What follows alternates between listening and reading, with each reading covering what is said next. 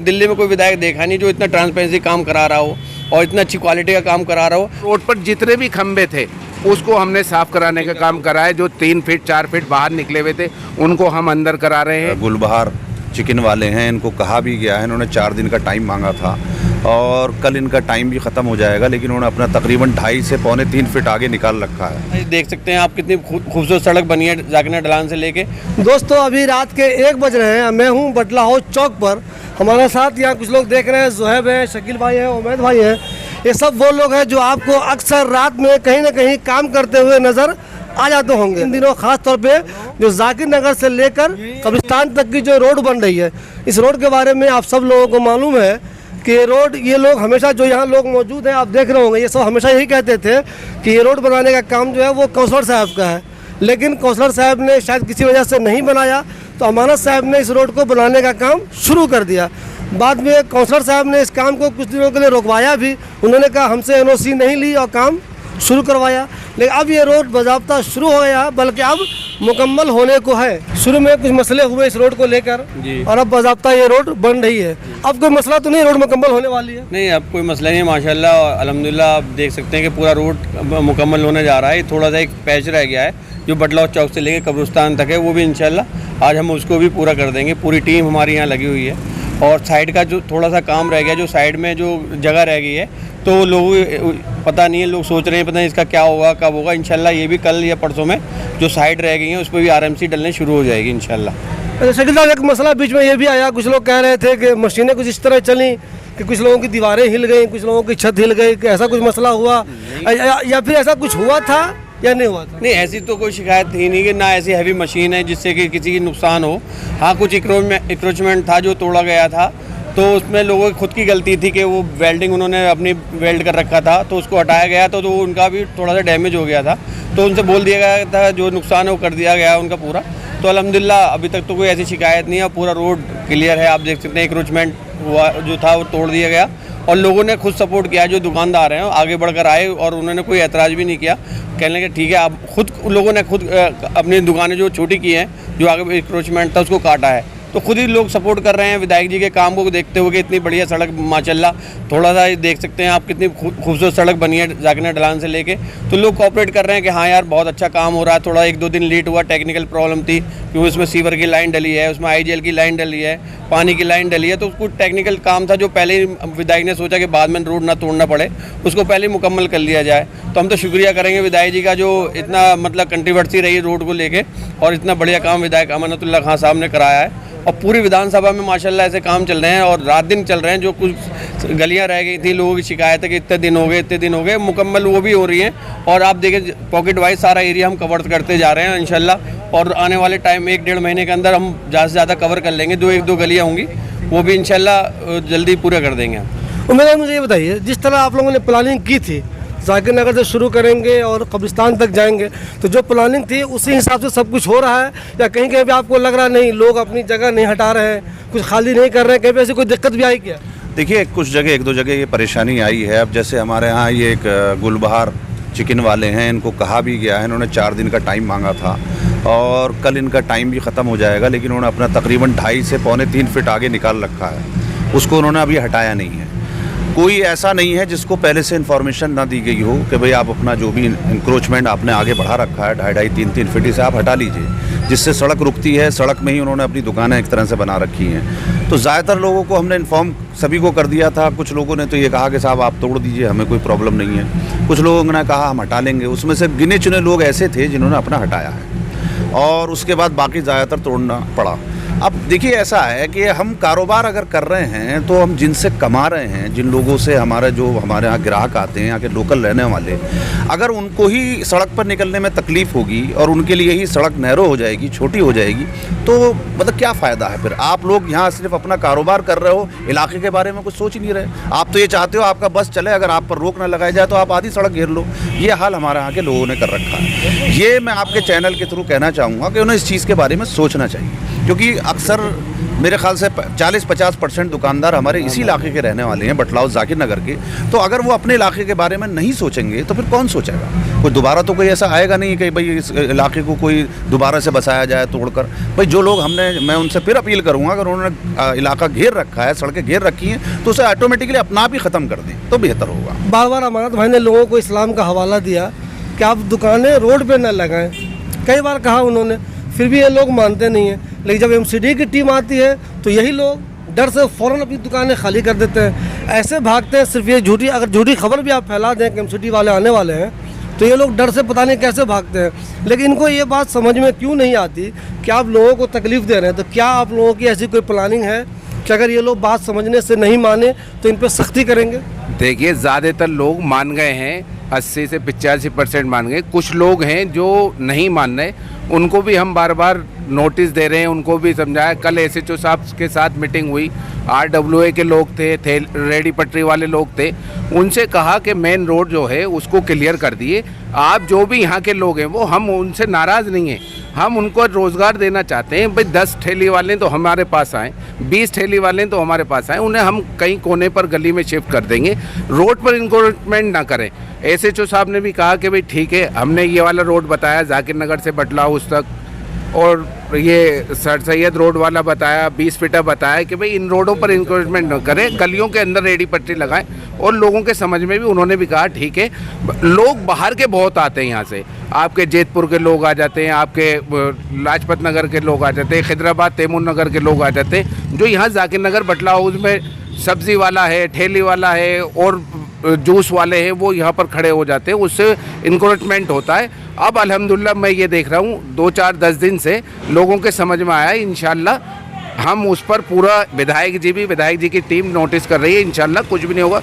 और रोड पर जितने भी खंबे थे उसको हमने साफ़ कराने का काम करा है। जो 3 फीट 4 फीट बाहर निकले हुए थे उनको हम अंदर करा रहे हैं। साइडों की जो रह गई हैं, रोड अल्हम्दुलिल्लाह पूरा हो गया, आज थोड़ा सा रह गया वो टुकड़ा, उसको भी पूरा कर देंगे। फिर RMC से जो साइडों का है, लोग परेशान हो रहे हैं कि ये बनेगा नहीं बनेगा, सवाल कर रहे हैं, इंशाल्लाह वो दोनों भी 2-3 दिन के अंदर कंप्लीट कर देंगे हम। शकील मुझक जी ये बताइए, आमतौर पर लोगों को एक शक रहता है कि पता नहीं रोड किस क्वालिटी की बन रही है, बहुत ज़्यादा दिनों तक चलेगी या नहीं चलेगी। तो आप लोग जो दिन रात इसमें लगे हुए हैं, तो क्या रोड वाकई में उस क्वालिटी की बन रही है कि अगर बारिश वगैरह कुछ हो जाए तो किसी को कोई परेशानी नहीं होगी? बेहतरीन रोड बनी हुई है। जी अल्हम्दुलिल्लाह बहुत मज़ा, अच्छी रोड बनी है। और लगता नहीं है कि अब लोग को जो अपोजिशन वाले हैं वो तो कमी निकालते ही हैं कि ये रोड में ये कमी है, ये कमी है। रोड आप पहले देखिए 10 साल से रोड नहीं बनी, अल्हम्दुलिल्लाह ये रोड बनाया और कितना खूबसूरत रोड बनाया। और ऐसा नहीं है कि अच्छी क्वालिटी नहीं है इसमें, बेस्ट क्वालिटी की कोशिश करी गई है कि इंशाल्लाह ये रोड सालों चलेगा और कोई दिक्कत इसमें नहीं आई। क्योंकि जो साइडें थी पहले कभी साइडें भी नहीं बनाई गई, पहली बार विधायक जी साइडें बनवा रहे हैं RMC, क्योंकि पहले छोटा रोड बनता था, साइड में कोई जगह बची रह जाती थी जो नहीं कभी बनी। विधायक जी पहली बार हैं जो साइड में RMC डलवा रहे हैं, इसी वजह से कि रोड को जो बना है इसको कोई तकलीफ तोड़ाई ना हो। क्योंकि होटल वाले हैं जो पानी का बहुत ज़्यादा इस्तेमाल करते हैं, क्योंकि तारकुल का रोड है, जब वो पानी ज़्यादा इस्तेमाल होता है तारकुल कहीं ना कहीं नुकसान पहुँचाता है। तो उसको देखते हुए विधायक जी ने दोनों तरफ RMC डलवाने का प्रोग्राम बनाया, इसी वजह से कि रोड लॉन्ग टर्म चले। तो काफ़ी चीज़ विधायक जी ने देखते हुए, एरिया को देखते हुए कोशिश करते हैं कि बहुत अच्छी से अच्छी क्वालिटी। और जिस गली में भी काम होता है तो विधायक जी खुद ही कहते हैं उन गली वालों को कि आप खड़े होकर काम करवाइए, अपने हिसाब से करवाइए, मुझे कोई शिकायत नहीं है। पूरी अथॉरिटी विधायक जी दे देते हैं रेजिडेंस वालों को, जो भी शिकायत है मुझे बताएं, अगर काम अच्छा नहीं कर रहे हैं तो इससे ज़्यादा क्या चाहिए। जब विधायक जी खुद कह रहे हैं कि भैया खुद खड़े होकर करवा लो, कोई शिकायत है तो मुझे बताओ, तो और क्या चाहिए विधायक जी से। भाई जी ट्रांसपेरेंसी है, जब भी तो वो कहते हैं कि भाई आप अपने खड़े होकर काम करा लो, कोई शिकायत तो मुझे बताओ। तो मैंने तो ऐसा दिल्ली में कोई विधायक देखा नहीं जो इतना ट्रांसपेरेंसी काम करा रहा हो और इतना अच्छी क्वालिटी का काम करा रहा हो। और शिकायत तो अपोजिशन वालों की हमेशा रहेंगी, कितना भी अच्छा आप काम कर लो, कोई ना कोई कमी उनको निकालनी है। अरे साहब मुझे ये बताइए, इस रोड को लेकर आप लोगों के जो डिफरेंसेस थे काउंसलर से, वो अब जो नाइतफाकी थी वो बिल्कुल ख़त्म हो गई या अभी भी कुछ बची हुई है? देखिए, उनकी बराबर साजिश चल रही है। उन्होंने, हम 2-3 दिन पहले डाल रहे थे तो वहाँ पर एक और उनको भेज दिया गया था थाने में कि भाई काम रोका जाए। फिर हमने ऊपर से फ़ोन करा के कहा, एक को समझाया कि भाई काम हो गया है कंप्लीट। अब उनका काम तो ये लगा लिए 10 साल से, जब पब्लिक जा रही थी कि मैं बनवाऊंगा, उन्होंने तो नहीं बनवाया। मजबूरी जब हमारा इलेक्शन आया काउंसलर का, तो हमने कहा कि भाई, अमानत भाई ने कहा कि भाई आरिस को काउंसलर बना दिए, इंशाल्लाह इसे 2-4 दिन में, अगले महीने में शुरू करा दूंगा। मगर अल्लाह की मंजूर नहीं था कि भाई हम नहीं जीत पाए, बहुत कम वोटों से हार गए।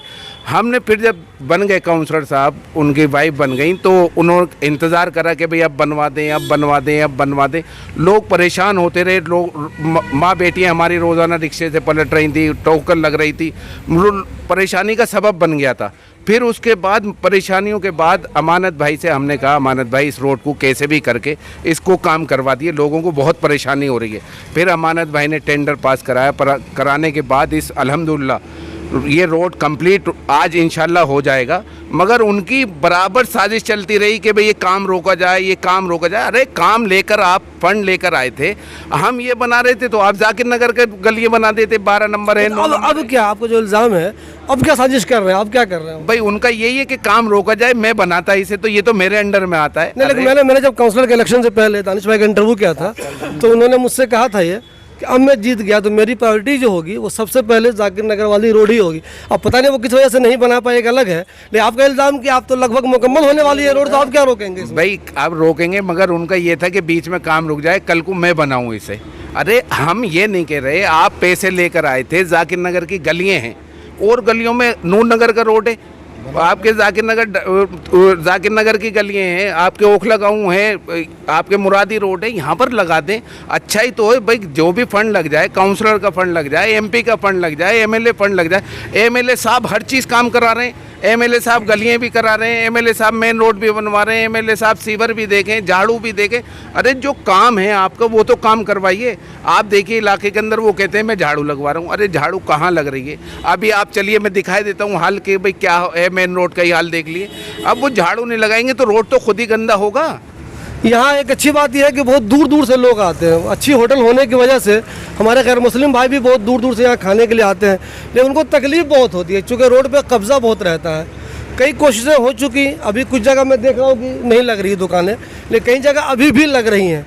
तो एक तो ये है कि क्या परमानेंट उनको हटा देंगे, एक ध्यान ये भी देना कि नहीं परमानेंट हटाना भी एक सोल्यूशन नहीं, चूँकि उनके भी रोज़गार का मसला है। तो आप लोग एक परमानेंट क्या सोल्यूशन निकालना चाहते हैं कि उनका भी रोज़गार चलता रहे और कब्ज़ा न करे कोई, चूँकि 10, 20, 50 दुकानदारों के कब्ज़े की वजह से 10,000, 20,000, 25,000 लोगों को तकलीफ़ नहीं दी जा सकती। इसके लिए क्या प्लानिंग चल रही है? देखिए, पहले तो मैं आपको ये बता दूं, जैसे अभी मेरे इसने बताया है आरिज़ ने कि एक मीटिंग हुई थी थाने में, तो वहाँ ये रेहड़ी पटरी एसोसिएशन के जनरल सेक्रेटरी भी आए हुए थे। मैं आपको ये बताऊं कि हमारे ओखला में यहाँ पहले जो रेहड़ी पटरी लगती थी उसका एक सिस्टम होता है जिसमें एक तय बाज़ारी तय कराई जाती थी एमसीडी से, और जो लोग उसकी स्लिप कटवाते थे वो बाकायदा एक परमानेंट उनका ठिया वो माना जाता था, यानी कि रेहड़ी पटरी उनकी मानी जाती थी।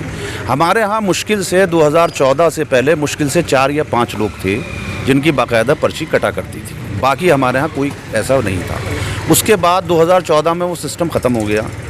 अब मेरे पास कल ही वो थाने में मुझे ये पता चला, जो ये मीटिंग हुई फ्राइडे में, कि साहब ये जो अब यहाँ जो रेहड़ियाँ लगवाई जा रही हैं ये इस वजह से लगवाई जा रही हैं कि सर्वे हो, और सर्वे होने के बाद उन्हें परमानेंट करने का एक रास्ता बनाया जाए जिनको कहीं ना कहीं फिर दुकान अलॉट हुई। उसमें हमने बाकायदा मालूम किया, लोगों से भी मालूम किया, पटरी लगाने वालों से भी मालूम किया।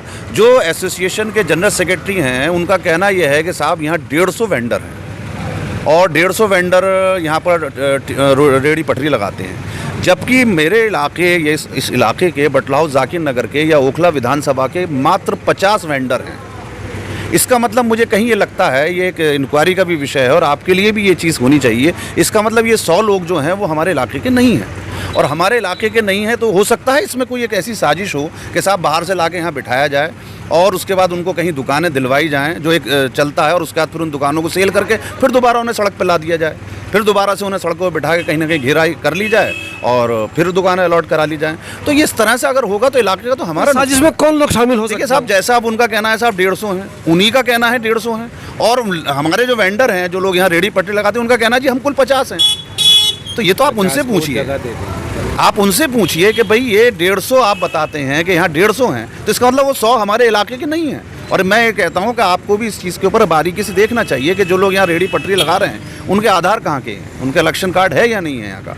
अगर यहाँ के हैं तो उनके लिए विधायक जी ने कहा है कि मैं कोई ना कोई ऐसा रास्ता निकालूंगा जिससे उनका भी काम हो जाए और मतलब कोई पब्लिक को भी परेशानी ना हो। और अगर वाकई में 50 लोग हैं तो उन्हें बड़ी आसानी से यहाँ एडजस्ट किया जा सकता है और उसमें कोई परेशानी नहीं होगी और स्मूथ ट्रैफिक भी चलेगा और पब्लिक को कोई परेशानी नहीं होगी। तो भाई मैं कहूँगा कि ये चीज़ ज़रूर इस पर एक इंक्वायरी करी जाए कि ये हमारे इलाके में अगर ये इस तरह से सड़कें घेर कर और मतलब कुछ बाहर के लोगों को लाकर यहाँ अगर शो अप किया जा रहा है कि साहब इनके यहाँ ठिए हैं या इनके ये ठिकाने हैं और इनका ये रेडी पटरी है और उस पर उन्हें लाइसेंस यहाँ बाकायदा परमानेंट कराकर उनको दुकानें अलॉट की जा रही हैं, तो ये बेहतर बात नहीं है और अच्छी बात नहीं है। अगर एसोसिएशन ऐसा कर रही है रेडी पटरी के एसोसिएशन, तो बिल्कुल गलत कर रही है। इसके खिलाफ SHO साहब ने भी बाकायदा इस चीज़ को कंसिडर किया और उन्होंने कहा कि हाँ भाई ये तो बड़ी सोचने वाली बात है और इसका मैं तो ये कहूँगा कि उन लोगों को उनका रिकॉर्ड देना चाहिए। जो लोग भी यहाँ रेडी पटरी लगाते हैं, अगर 150 लोग हैं तो उनका पूरा का रिकॉर्ड दें।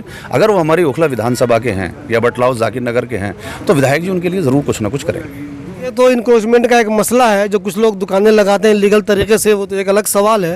लेकिन फिलहाल हम बात कर रहे थे जाकिर नगर से कब्रिस्तान तक के रोड की। कुछ उलझनों के बाद, कई परेशानियों के बाद आखिरकार ये रोड बिल्कुल मुकम्मल होने वाली है और इस काम के लिए ओखला के MLA अहमदुल्ला खान की तारीफ़ तो होनी ही चाहिए, चूँकि बहुत दिनों से ये रोड नहीं बनी थी। ये काम उनका था नहीं, लेकिन उन्होंने कर दिया है। ये काम दानिश भाई का था, पहले वो उन्होंने नहीं कर पाए किसी वजह से, फिर उसके बाद उनकी वाइफ काउंसलर बनी, वो करने वाले थे, उन्होंने ऐलान किया था कि मैं कर दूंगा, किसी वजह से वो भी अब तक नहीं कर पाए थे। लेकिन अब अहमदुल्ला खान ने ये काम को कर दिया है।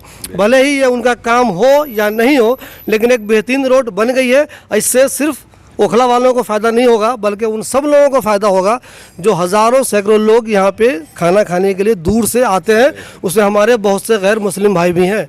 तो इस रोड के बन जाने से वाकई में एक बहुत ही बेहतरीन काम हुआ है और उसकी जितनी भी तारीफ़ की जाए कम है। अब देखना ये है कि ये रोड कितने दिनों तक इसी बेहतरीन शक्ल में कायम रहती है।